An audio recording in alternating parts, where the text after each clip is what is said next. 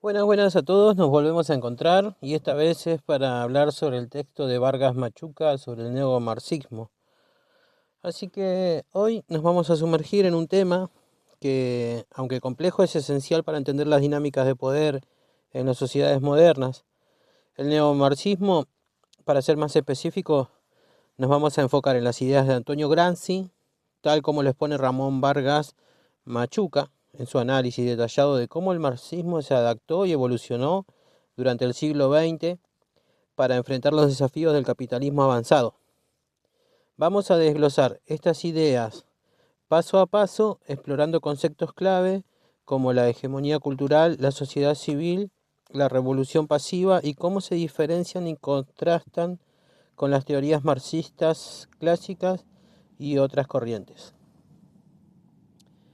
Primero pongamos las cosas en contexto. Estamos en la primera mitad del siglo XX, un periodo tumultuoso en la historia mundial.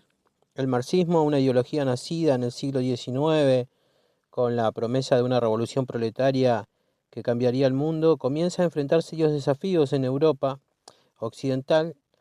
La revolución socialista no llega como se esperaba. En lugar de colapsar, el capitalismo no solo sobrevive, sino que prospera y se adapta. Y acá es donde entra en juego Antonio Gramsci, un pensador marxista italiano que se da cuenta de que para entender y eventualmente transformar la sociedad, el marxismo necesita una revisión profunda. Gramsci se propone entonces adaptar el marxismo a las condiciones occidentales, donde la estructura social y cultural es mucho más compleja que en Rusia, donde se llevó a cabo la revolución bolchevique.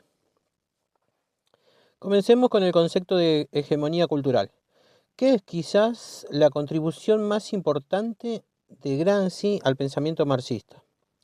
Según Gramsci, en las sociedades occidentales, la clase dominante mantiene su poder no solo mediante la coerción, es decir, la fuerza bruta o las leyes, sino también a través del consenso. Pero, ¿qué significa esto? Significa que las ideas, valores y normas de la clase dominante se representan como universales, como el sentido común de toda la sociedad. Por ejemplo, en nuestras sociedades contemporáneas la idea de que el capitalismo es el mejor sistema económico posible es una creencia tan arraigada que muchos la aceptan sin cuestionarla. Y esta aceptación generalizada no se debe a la fuerza, sino a la hegemonía cultural que la clase dominante ejerce sobre las instituciones como la educación, los medios de comunicación y la religión. Ahora, para entender cómo se mantiene esta hegemonía, tenemos que hablar de la sociedad civil. Para Gramsci, la sociedad civil es el terreno donde se libra la batalla por la hegemonía. Acá encontramos instituciones como las escuelas, las iglesias, los medios de comunicación y las asociaciones culturales. Y estas instituciones son fundamentales para la difusión y consolidación de las ideas dominantes. En lugar de ver al Estado únicamente como el aparato represivo que controla mediante la ley y la fuerza, Gramsci amplía el concepto para incluir estas instituciones de la sociedad civil que perpetúan el poder de manera más sutil. Por ejemplo, en una democracia moderna, la legitimidad del sistema no solo depende de la policía o el ejército, sino también de las escuelas que enseñan a los niños los valores y la historia que legitiman ese sistema. Pasemos al concepto de revolución pasiva.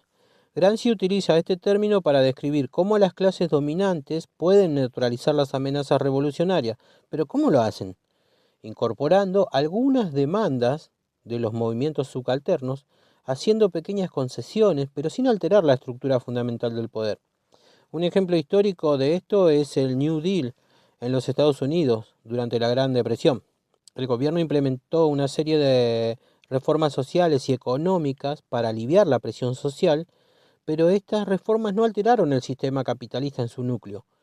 De esta manera se evitó una posible revolución al tiempo que se mantuvo el control sobre el poder económico y político. Sigamos con otro concepto clave, el americanismo y el fordismo.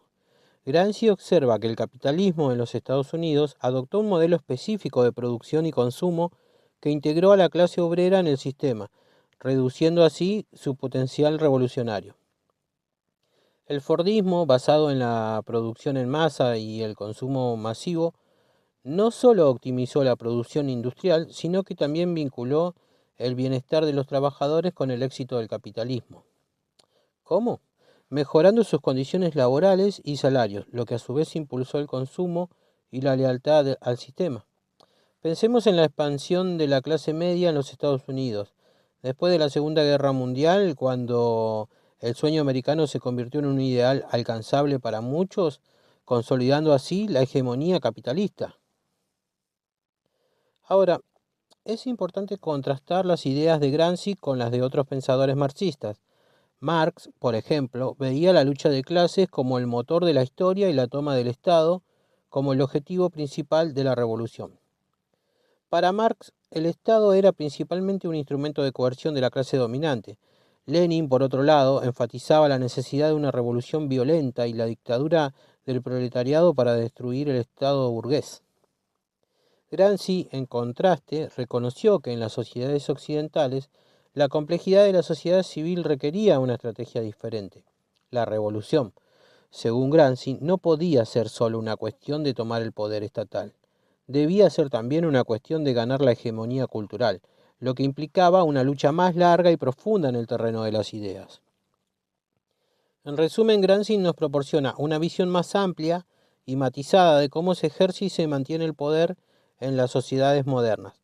Su enfoque en la hegemonía cultural, la importancia de la sociedad civil, la idea de la revolución pasiva, nos ayudan a entender por qué las revoluciones socialistas fracasaron en Occidente y cómo las clases dominantes lograron adaptarse y perpetuar su control. Al ampliar el marco marxista para incluir la lucha ideológica y cultural, Gramsci ofrece una herramienta poderosa para analizar las dinámicas de poder, no solo en su tiempo, sino también en nuestras sociedades contemporáneas.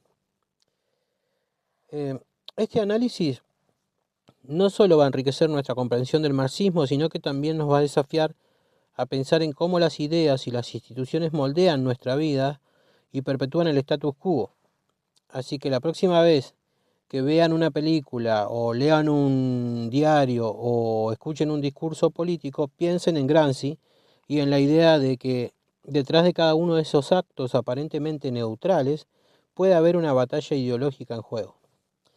Eso es todo por hoy. Gracias por acompañarme en esta exploración y nos estamos encontrando en el próximo capítulo.